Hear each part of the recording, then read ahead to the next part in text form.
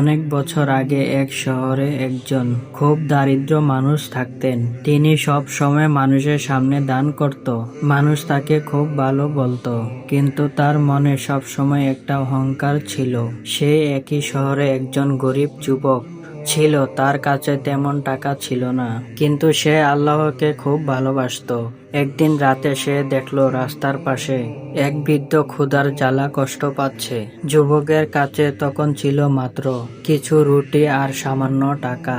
সে চুপচাপ সেই খাবার আর টাকা বৃদ্ধর পাশে রেখে চলে গেল, যেন কেউ তাকে না দেখে।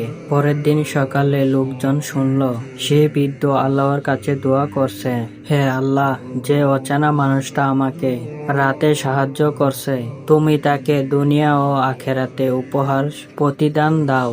কয়েকদিন পরে শহরে বড় একটা সমস্যা দেখা দিল। ধনী লোকটি তার সব সম্পদ হারিয়ে ফেলল, কিন্তু আচানক বিষয় সেই গরিব যুবকের জীবনে আল্লাহর রহমত বর্ষণ করলেন।